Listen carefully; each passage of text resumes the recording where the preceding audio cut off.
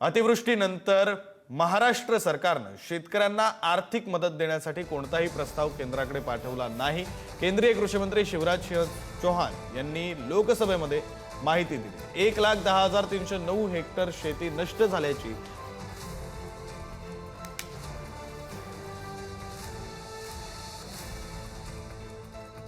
मदतीसाठी केंद्राकडे प्रस्तावच न दिल्याची माहिती आता समोर आलेली आहे। राज्य सरकारनं केंद्राकडे प्रस्तावच न दिल्याची माहिती समोर आली। अतिवृष्टीनंतर राज्य सरकारचा केंद्राकडे अद्याप कोणताही प्रस्ताव नाही।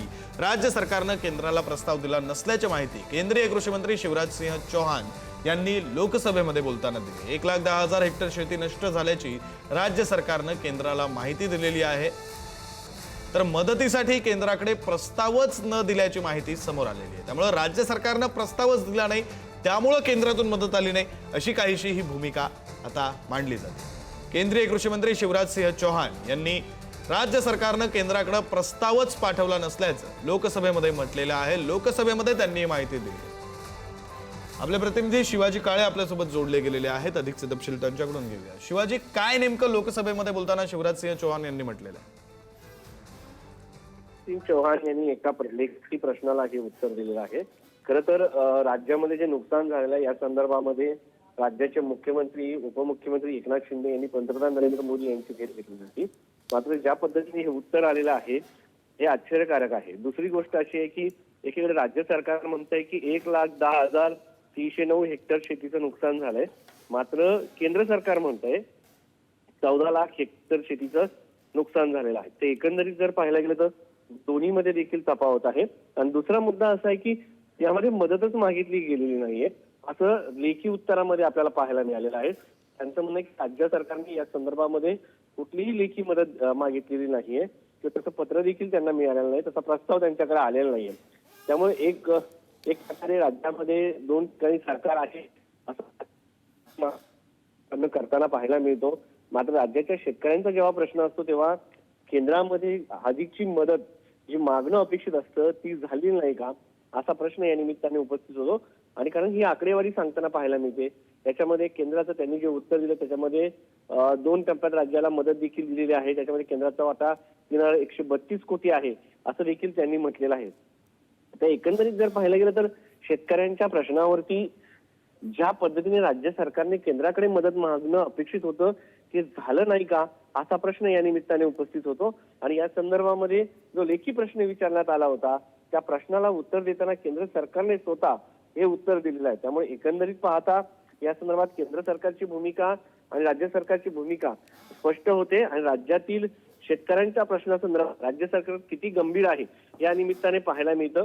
स्वतः केंद्राचं पथक 16 तारखेला या संदर्भामध्ये 16/10/2025 ला राज्यामध्ये आलं होतं। या सगळ्या संदर्भामध्ये त्यांनी पाहणी केली, दौरा केला 5/11/2025 ला आणि या संदर्भामध्ये त्यांनी माहिती देखील दिली। IMCT ला त्याचा रिपोर्ट जो आहे तो सादर देखील झालेला आहे आणि NDRF जी मदत आहे ती देखील या संदर्भामध्ये देण्यात येणार असल्याची देण्यात आल्याची देखील माहिती देण्यात आली आहे। मात्र अधिकची मदत जे राज्य सरकारचे नेते मंत्री सांगत होते की आम्हाला राज्यामध्ये या संदर्भामध्ये अधिकची मदत अपेक्षित आहे ती या ठिकाणी मागण्यात आलेली नाहीये। या संदर्भात कुठलाही प्रस्ताव जो आहे तो आलेला नाहीये अशी परिस्थिती या ठिकाणी या निमित्ताने जी आहे ती पाहायला मिळत आहे। धन्यवाद शिवाजी दिलेल्या या सगळ्या सविस्तर माहितीसाठी। अतिवृष्टीनंतर राज्य सरकारचा केंद्राकडे कोणताही प्रस्तावच गेलेला नाहीये अशी माहिती केंद्रीय कृषी मंत्री शिवराज सिंह चौहान यांनी लोकसभेमध्ये दिलेली आहे। शेतकरी नेते राजू शेट्टी आपल्यासोबत फोन लाईनवरून जोडले गेलेले आहेत। राजू शेट्टीजी, राज्यानं कोणता प्रस्तावच दिला नाही अशी नवी माहिती समोर आली आहे। केंद्रीय कृषी मंत्र्यांनी लोकसभेमध्ये ही माहिती दिली आहे, काय प्रतिक्रिया आपली? केंद्रीय कृषी मंत्र्यांनी लोकसभेमध्ये ही माहिती दिलेली आहे, त्या अर्थी 100% ही माहिती खरी आहे। मग याचा अर्थ महाराष्ट्रामध्ये एवढी प्रचंड अतिवृष्टी होऊन एवढी नैसर्गिक आपत्ती होऊन शेतकऱ्यांच्या जमिनी कातरून गेलेल्या आहेत, घरदारं वाहून गेलेले आहेत, पिकं उद्ध्वस्त झालेली आहेत।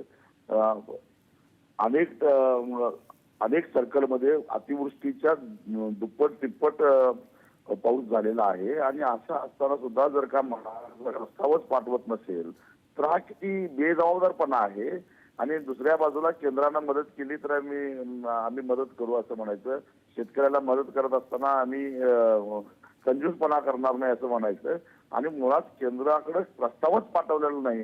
हा भामटेपणा झाला सरकारचा आणि याला जबाबदार कोण आहे त्या संबंधितांना मुख्यमंत्र्यांनी जाब विचारला पाहिजे किंवा स्वतः मुख्यमंत्र्यांनी याचं आता उत्तर दिलं पाहिजे.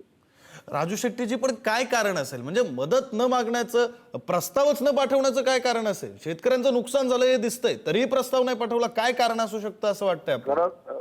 खरं तर NDRF मध्ये हजारो कोटी रुपये पडून आहेत आणि ते पैसे मागण्याचा निश्चितच राज्य सरकारला अधिकार आहे.